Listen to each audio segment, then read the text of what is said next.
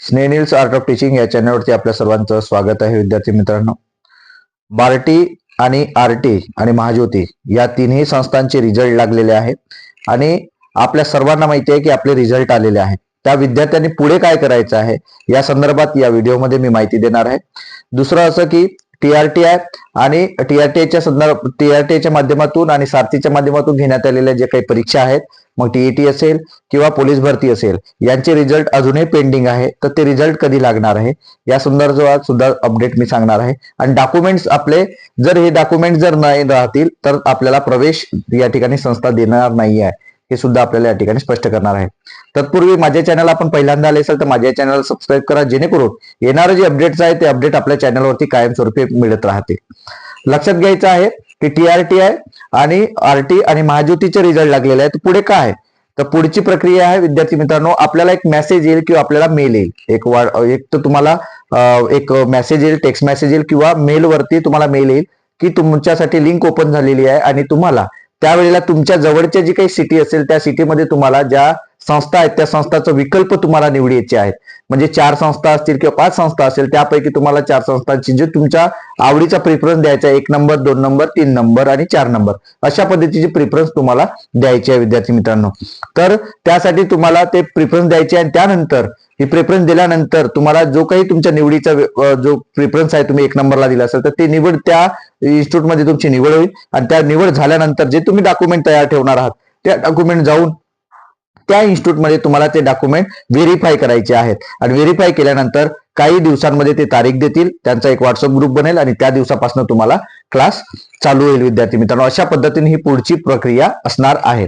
आता TRTI आणि सारथीचा result अजून का लागलेला नाही, तर आज जेव्हा आपले विद्यार्थी काही फोन केलेले आणि त्यात त्यांनी विचारला तर त्यांनी आज सायंकाळी नक्की लावू असं त्यांनी उत्तर दिलेलं होतं, परंतु उद्या नक्की रिझल्ट लागेल विद्यार्थी मित्रांनो, हे आपल्याला लक्षात ठेवायचं आहे. उद्या दुपारपर्यंत हा रिझल्ट लागेल TRTI आणि सारथीचा. परंतु TRTIच्या रिझल्टच्या बाबतीत एक सांगतो आहे की शेवटी TET परीक्षा असेल किंवा पोलीस भरती आहे याची लेट परीक्षा झालेली होती, अजूनही याचे स्कोर कार्ड आलेले नाहीये. कोणत्या याचे? TRTIचे. त्यामुळे स्कोर कार्ड पहिल्यांदा येईल आणि त्यानंतर TRTIचे रिझल्ट लागेल. पण पहिलं सारथीचा रिझल्ट लागेल, हे लक्षात घ्यायचं आहे. TRTIच्या रिझल्टला सुद्धा अजून वेळ लागेल. त्यामुळे TRTIच्या माध्यमातून जे विद्यार्थी पोलीस भरतीची वाट बघत आहेत त्यांनी वेट अँड वॉचचीच भूमिका ठेवायची आहे. परंतु तुमच्याकडे जर डॉक्युमेंट नसतील तर डॉक्युमेंट तुम्हाला तयार ठेवायचे आहेत. मग आता इतर जे विद्यार्थी आहे, बार्टी असेल, सारथी असेल, महाज्योती आहे, ज्यांचा रिझल्ट लागलेला आहे, तर त्यांच्यासाठी जे कट ऑफ लागलेला आहे त्याच्या खाली सुद्धा वेटिंग लिस्ट आहे. म्हणून वेटिंग लिस्ट मध्ये सुद्धा विद्यार्थी त्यात क्लिअर होणार आहे. त्यामुळे वेटिंग लिस्ट मध्ये जे विद्यार्थी आहेत जे 1 किंवा 2 मार्क्सने खाली येऊ शकते, त्यामुळे त्यांनी सुद्धा तुमचे डॉक्युमेंट विद्यार्थी मित्रांनो तयार ठेवायचे आहेत.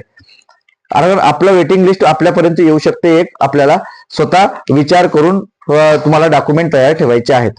आता डॉक्युमेंट कोणते तयार ठेवायचे आहेत तर डॉक्युमेंटमध्ये सर्व डॉक्युमेंट तुमच्याकडे असतात. आधार कार्ड आहे, 10वी 12वी मार्कशीट आहे, जात प्रमाणपत्र आहे, जात वैधता प्रमाणपत्र नसतील जे आदिवासी विद्यार्थ्यांकडे काढून घ्यायचे आहे. राहिला मुद्दा इन्कम सर्टिफिकेटचा, तर इन्कम सर्टिफिकेटच्या 3 वर्षाचं तुमच्याकडे नसेल तर तुम्हाला आता काढून घ्यायचं आहे. इन्कम सर्टिफिकेट काढून ठेवा 3 वर्षाचं. आणि फोटोज आहे ते फोटो तुम्हाला पाहिजे. आणि जे KYC झालेलं तुमचं नॅशनलाइज बँकेचं अकाउंट तुम्हाला असणं गरजेचं आहे, कारण त्याशिवाय तुम्हाला विद्यावेतन मिळणार नाही. म्हणून नॅशनलाइज बँकेचं अकाउंट सुद्धा असणं गरजेचं आहे. त्यामुळे तो सुद्धा नसेल तर तो तुम्हाला काढून ठेवायचा आहे. अशा पद्धतीने ही सर्व डॉक्युमेंट तुमच्याकडे असणं अपेक्षित आहे.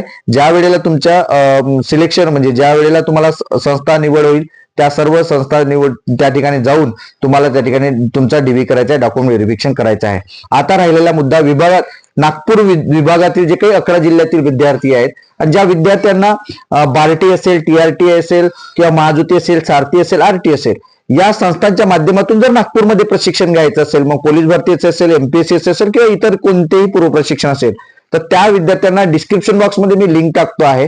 ज्यांना नागपूरमध्ये प्रशिक्षण घ्यायचं आहे आणि संस्थांच्या निवडी संदर्भातले काही सल्ला आणि बाकी जर गोष्टी मदत पाहिजे असेल तर टेलिग्रामला सुद्धा आपलं चॅनल आहे आणि डिस्क्रिप्शन बॉक्समध्ये व्हॉट्सअपचे सुद्धा लिंक आहे. तर या दोन्ही ग्रुपला जॉईन व्हा आणि लिंक टाकतो आहे मी गुगल फॉर्मची, की ज्या विद्यार्थ्यांना नागपूरमध्ये तुम्हाला प्रशिक्षण घ्यायचं आहे, मग ते ट्रायबल विद्यार्थी असो, जे आपले एससी विद्यार्थी असो, की महाज्योतीच्या माध्यमातून अभ्यास करणारे विद्यार्थी असेल किंवा पूर्व शिक्षण घेणारे असो, की मग आपले आरटीच्या माध्यमातून अभ्यास करणारे आपले मातंग विद्यार्थी असो, या सर्वांनी या ठिकाणी रजिस्ट्रेशन करायचं आहे. लिंक भरायची आहे, ज्या माध्यमातून तुम्हाला नागपूरसाठी आपण प्रिफरन्स देणार आहोत, ज्या माध्यमातून तुम्हाला जास्तीत जास्त संधी मिळेल.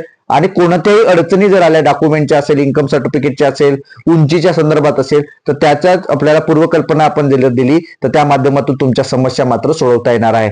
म्हणून विद्यार्थी मित्रांनो, ज्यांना नागपूरमध्ये करायचं आहे कोणतंही प्रशिक्षण, तर त्याने या गुगल फॉर्म वरती आपला फॉर्म भरायचा आहे आणि ती लिंक सुद्धा भरायची आहे. आणि हा व्हिडिओ जास्तीत जास्त विद्यार्थ्यांपर्यंत शेअर करा, जेणेकरून त्यांना त्यांच्या ज्या समस्या आहेत त्या समस्या सुद्धा आपण कायमस्वरूपी सोडवत असतो. विद्यार्थी मित्रांनो, हा व्हिडिओ कसा वाटला हे नक्की कमेंट बॉक्समध्ये कळवा आणि अशाच अपडेट करता माझ्या या चॅनलला मात्र सबस्क्राईब करा. धन्यवाद.